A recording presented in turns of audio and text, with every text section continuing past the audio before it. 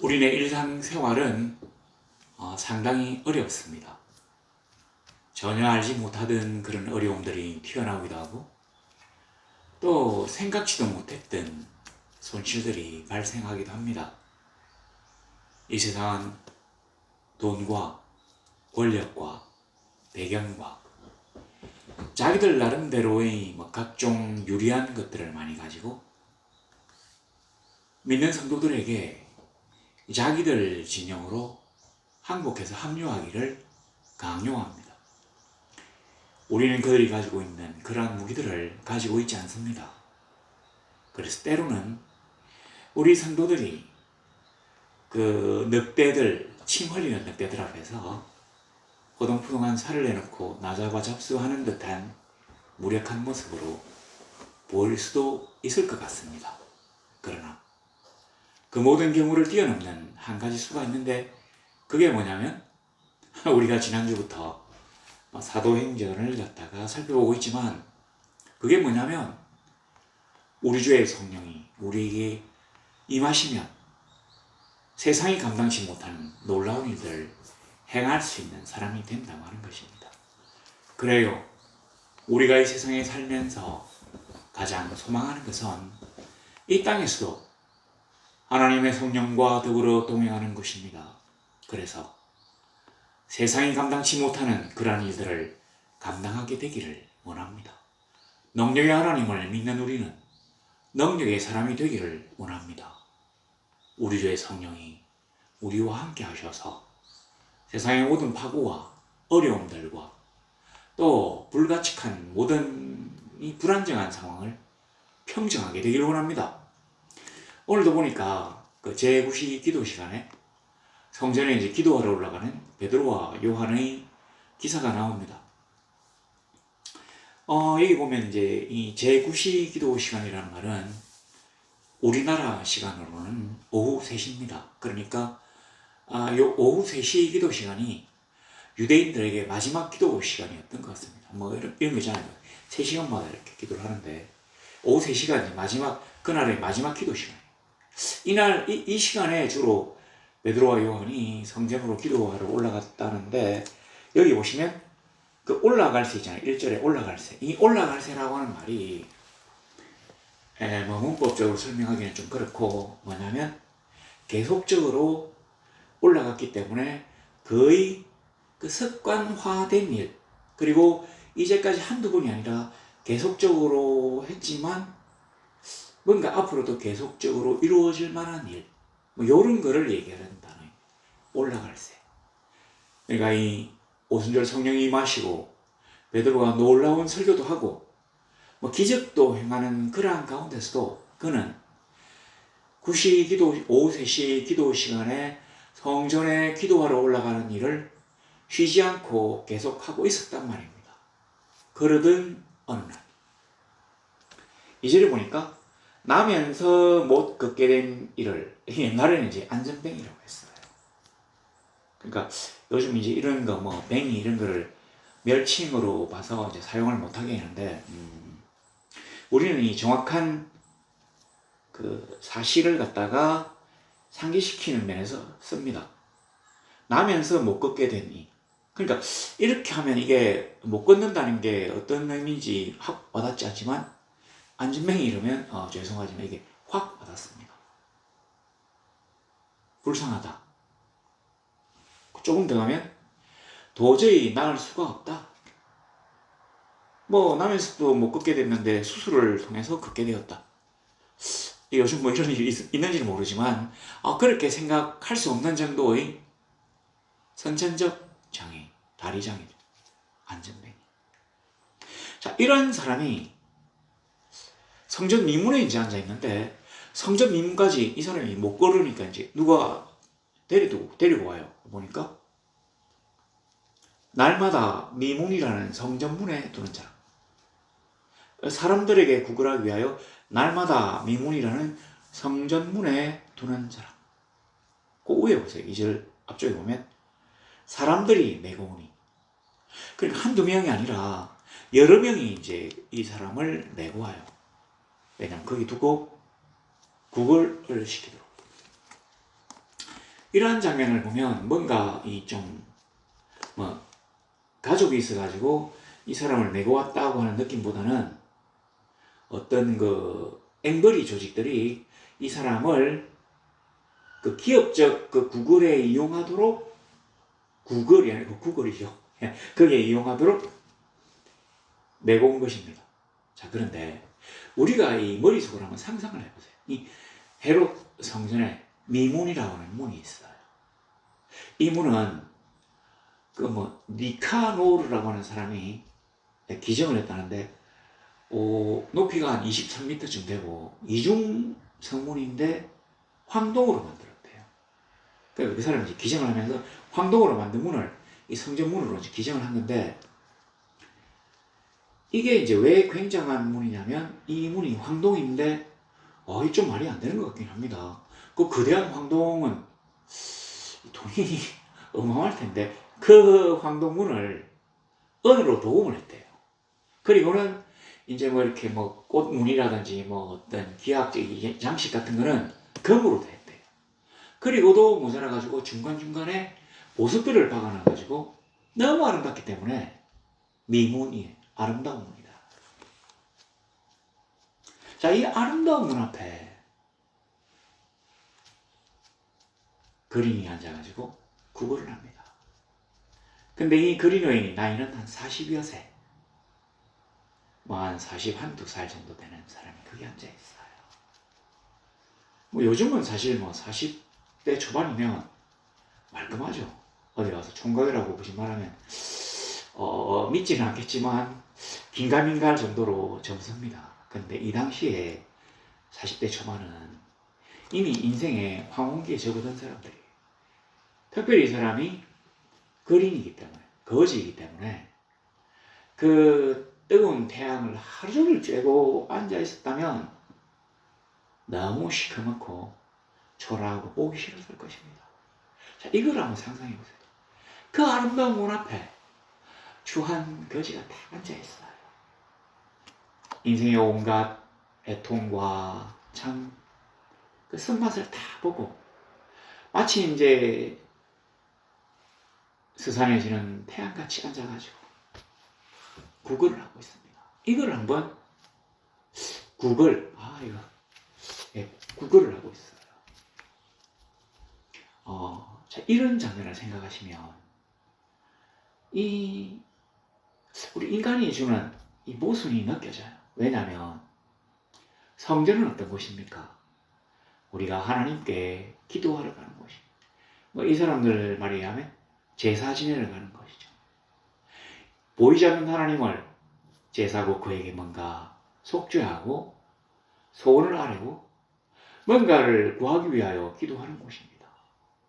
영적인 활동이고 정신적인 활동입니다. 이 세상의 모든 물질적인 것들 가운데서 가장 정신적이며 가장 영적인, 그리고 때로는 가장 거룩한 곳이어야 합니다. 그런데 이 영적이고 거룩하고 그런 곳일지라도 이 돈이 필요했던 모양이에요. 성전의 미문이 그렇게 아름다워야 될 필요가 없습니다. 맞죠? 근데 이 성전문을 기증한 사람 입장에서는 자기가 너무나 소중하게 여기기 때문에 자기의 모든 재산과 부를 기울여서 정성을 들여서 이 문을 기증한 모양입니다. 뭐 그렇게 기증하는데 하지 말라고 하기는 좀 어렵죠? 일단은 세웠어요. 근데 그 앞에 정작 거지가 앉아가지고 구걸을 하고 있어요. 구걸을 하고 있어요. 하여튼 뭐 동양 달라고 하고 있습니다. 자, 그런데 우리가 먼저 알아야 될 게 뭡니까? 이 거지가 그 미문 앞에 앉아있는 유일한 거지는 아니라고 하는 사실이에요. 그럴 리가 없습니다. 돈 중심의 세상에서 돈 있는 곳에는 사람들이 모여서 바글바글하게 되어 있어. 너 혼자만 그렇게 행복하게 돈벼락을 맞도록 놔두지를 않습니다. 요즘도 보세요. 이쪽에서 어떤 장소에서 잘 되면 바로 옆에 또 세우잖아요. 이 거지가 하루에 금은을 막 산처럼 쌓아서 돌아간다면 다른 거지들도 여기 와서 앉아 있어요. 당시 이스라엘에 특히 예루살렘 성전에는 거지들이 바글바글합니다. 왜입니까? 하나님이 가난한 자, 거지, 과부, 나그네, 아이들에게 선을 베풀라고, 자비를 베풀라고 명령하셨기 때문에 그런 하나님의 명령을 더 잘 이행하기 위하여 날마다 나를 돌아보며 신실한 성도로서의 삶을 살기 위한 수많은 유대인들이 성전에 갈 거 아닙니까? 그러니까 그 앞에 앉아 있는 거예요. 특별히 미문이 어떤 문이냐면, 저도 당연히 이제 예루살렘 가본 적 없고요. 성전 본 적은 없는데, 그 학자들의 어떤 이 설명에 의하면 이렇다면, 이 성전이 이 본체는 얼마 안 돼요. 본체는 그냥 자그마합니다. 근데 이 본체를 갖다 둘러싸고 있는 회랑이 있어요. 회랑이 뭐냐면, 한쪽은 벽이고, 우리 그 경복궁 안에 들어가면, 이 끝에는 이게 담벼락이고, 그리고 기와지궁이 있고, 요 안쪽, 이 뜰 쪽에 면한 데는 기둥만 쫙 쓰가 있잖아요. 이거를 회랑이라고 하거든요. 그런 회랑이 쫙 있어요. 처음에 들어가면 이방인의 뜰이라고 있습니다. 이방인도 여기까지 들어올 수 있다. 그리고 이제 요 미문을 통과해서 들어가면 여인의 뜰이 있어요. 유대인 여자들은 여기까지는 들어올 수 있다. 그리고 들어가면 이제 남자들만 들어가는 뜰이 있겠죠. 그러니까 이 미문은 성전에서 유대인들만 들어갈 수 있는 곳이라는 얘기입니다. 하나님의 자녀라고 스스로 생각하고 내가 하나님의 법을 스스로 지켜야 된다고 생각하는 사람들을 위한 문이 바로 이 미문이에요. 이 문을 통과하는 사람들은 모두 다 유대인들입니다. 그러니까 어마어마하게 그 장사가 잘 되는 곳이에요. 그러니까 구걸하기가 아주 쉽습니다. 신실한 유대인들이 성전에 자기의 소원과 아니면 자기의 죄를 속죄하기 위하여 들어가니까 얼마나 마음이 넓어지고 하나님 앞에 스스로를 겸비하게 낮추어서 행동하겠습니까? 그러니까 그러니까 이런 거 줘요. 줬는지 안 줬는지 모릅니다. 근데 많이 줬을 것입니다. 그러니까 수많은 거지들이 쫙 있었을 거예요.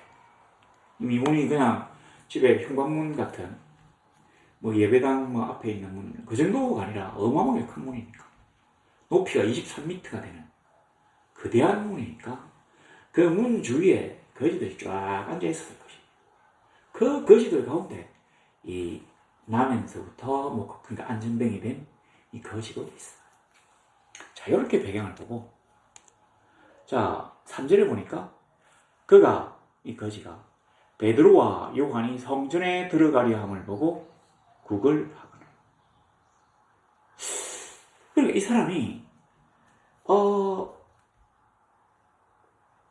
좀 약간 해석하기 곤란한데, 이 베드로와 요한이 성전에 들어감을 보고 구걸했다고 하는데, 이 사람이 평소에는 이제 앉아가지고 구걸 활동을 열심히 안 했던가 봐요. 근데 이렇게 땅을 보고 막 신세 한탄하면서 참 내 신세가 가련하다. 참 태어났기에 어쩔 수 없이 사는 거지. 참 삶의 의미가 없다. 이러고 있다가 우연히 눈을 탁 들었는데 어이? 베드로와 요한이 쫙 지나가요. 하나님이 이 거지와 베드로와 요한에게 동시에 역사하셨는지 모르겠습니다. 이 베드로와 요한이 성전에 쭉 들어가려고 하는 이 모습을 본 거지가 오랜 그 직업적 노하우로 저 사람이면 충분히 뭔가 줄 거라고 하는 생각이 들었다는 얘기입니다. 저도 옛날에 그런 게 있는데, 옛날에 저 이제 서울에서 그 지하철 타고 가는데 중간에 약간 좀 할머니가 탔어요. 이 손톱이 아주 길고 이 손톱 밑에 때가 꽉 껴있더라고요. 그 상당히 좀 억세해 보이는 할머니인데 올라타가지고는 땡땡 어쩌고 도와주시기 바랍니다. 요렇게 이제 쪼가리 쫙 돌렸어요.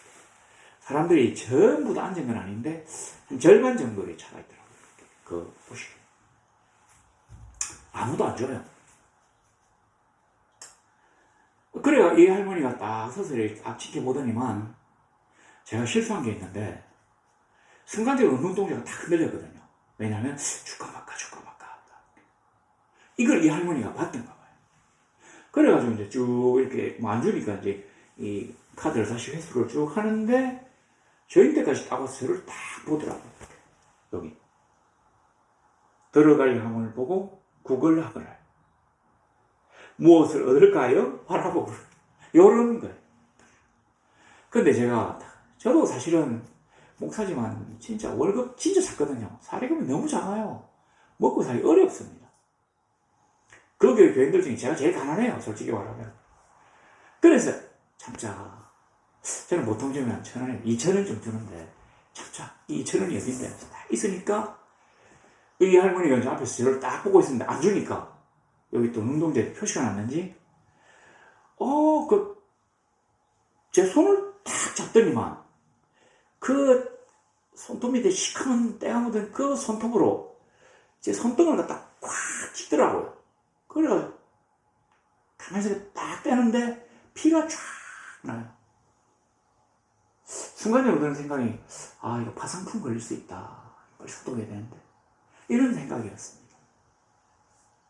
그래도 제가 이제 이렇게 할머니 지금 마음이니까 이렇게 할 수 없었던 이유가 목사가 거지를 갖다가 뭐 폭력을 가했다라든지 동양은 옷줄망정 쪽박까지 깨야 되냐 목사가 이런 혹시나 신문 기사가 날까 싶어가지고 제가 참았습니다. 아마 요 비슷한 장면이었을 것 같습니다. 뭔가 베드로와 요한이 성령이 충만해서 올라가는 걸 보고는 너무 착하게 보인다. 너무 거룩하게 보인다. 저 사람은 나에게 뭔가 줄 수 있을 것 같다. 그래서 막 달라고 구걸해요. 아마 이 사람이 직업적으로 저 사람을 찍었기 때문에 더 굽신거리면서 뭔가를 이렇게 막 동양 그릇을 막 대면서 막 했던 것 같습니다. 그러니까 이제 베드로가 요한과 더불어 주목하여 이르되 우리를 보라. 베드로가 이제 말한 거예요. 근데 요한은 아무 말도 안 했지만 베드로와 요한이 서로 쳐다봅니다. 그리고 마음이 통했던 것 같아요. 이걸 우리가 뭐라고 합니까? 이심전심이라잖아요. 우리 주의 성령이 베드로와 요한에게 역사하셔서 너가 일어나서 저 거지를 치료해라. 이런 하나님의 말씀이 있었다고 생각합니다. 여기. 그래서 서로 주목하여 우리 주의 성령이 임하셨기 때문에 그 성령님이 오늘 이 거지를 낫게 하실 거라고 하는 어떤 서로 간에 이심전심이 통했는지 베드로가 말합니다. 우리를 보라.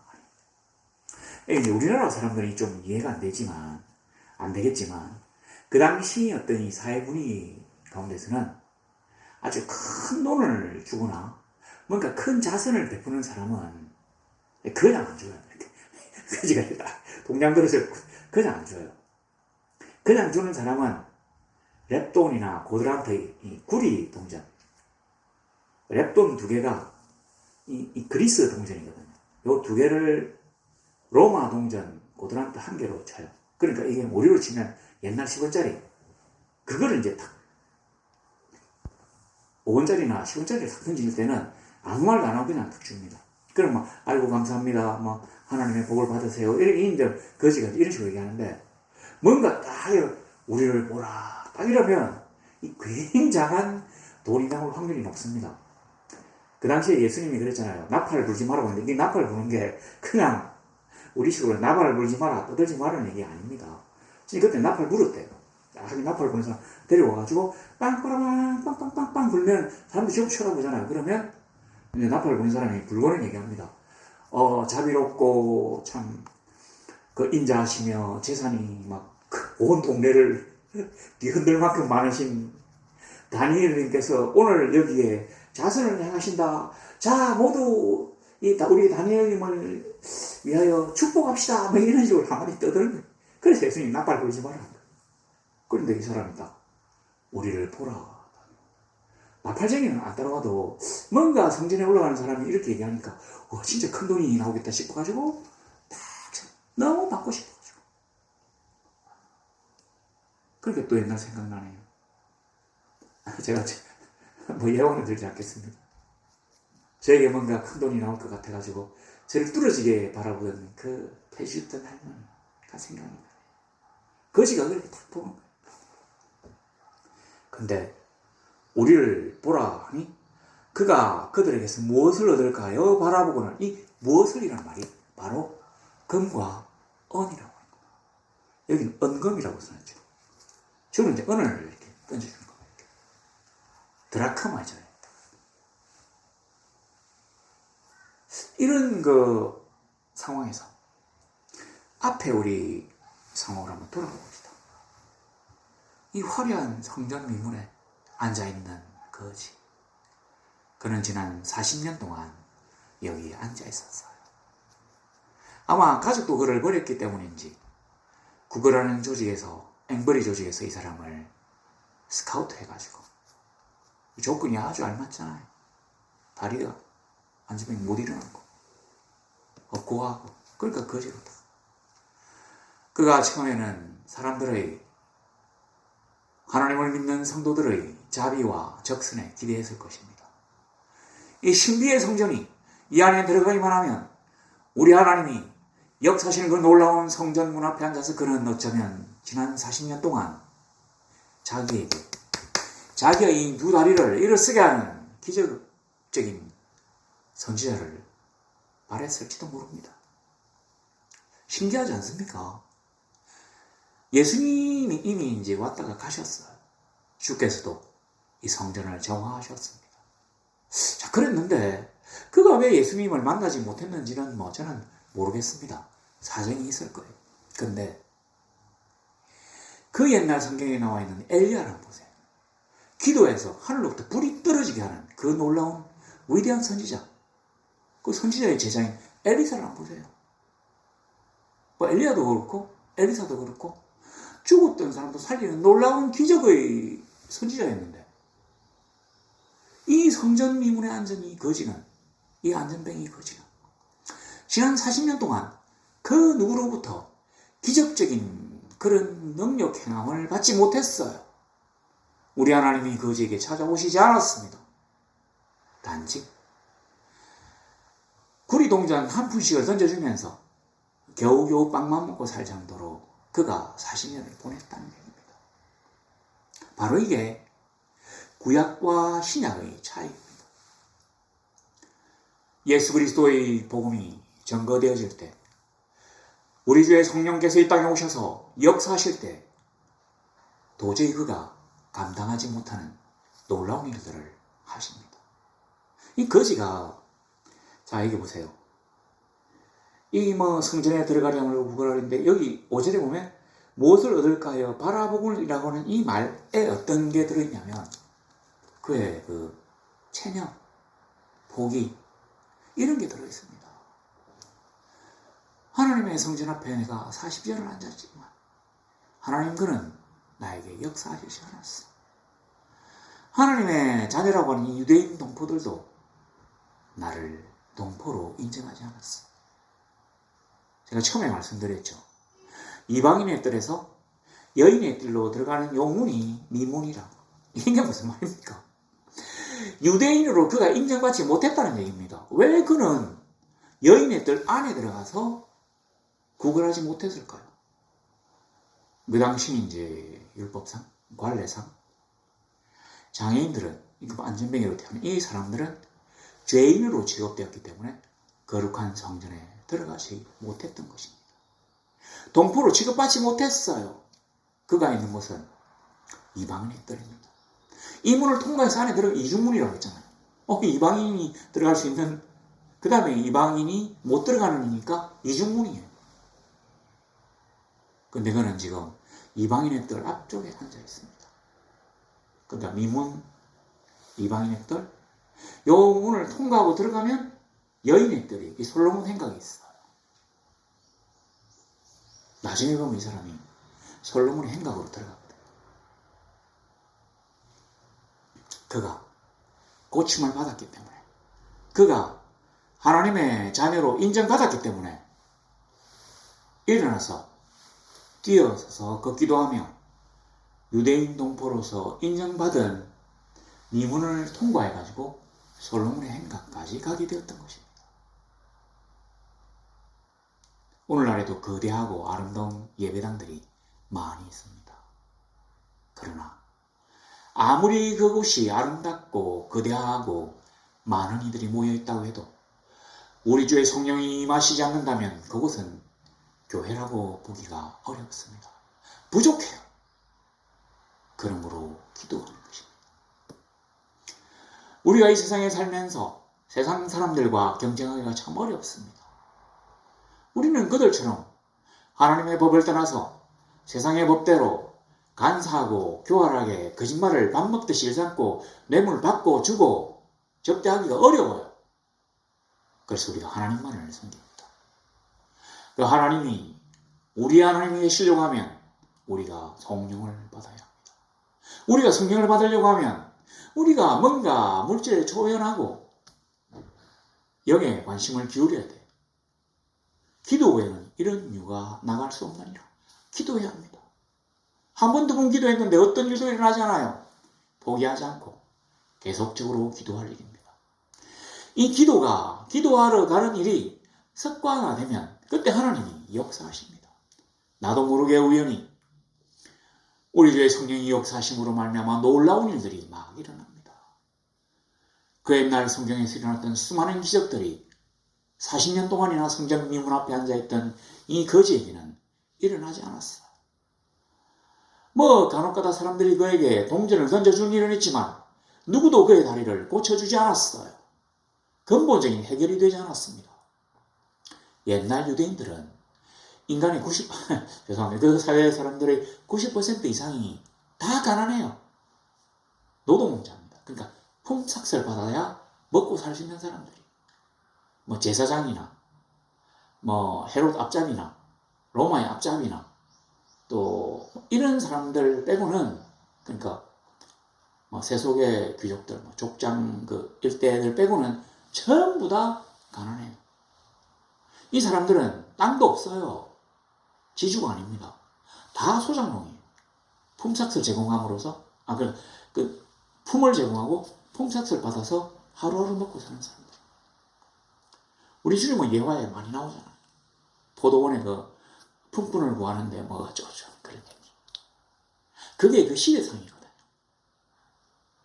근데 이 노동을 하려고 하면 몸이 건강해야 됩니다. 근데 이 사람은 일어서지를 못하니까 노동을 할 수가 없어요. 요즘 같으면 책상에 앉아가지고 이런 일이 있을 수 있는데 어디 가면 그런 곳이 있어요. 저도 이제 들어본 적이 있는데 그 당시에는 그런 게 없습니다. 왜냐면 이 사람이 글을 모르거든요. 누가 이 사람에게 글을 가르치겠습니까? 글이라는 게 굉장히 돈이 많은 것이 많이 들고 시간이 많이 있는 사람들이 할 수 있는 것이. 그러니까 귀족들이나 성공한 평민들만 글을 할 수 있습니다. 대부분의 사람은 다 문맹이에요. 그거 할 수 있는 일은 육체 노동.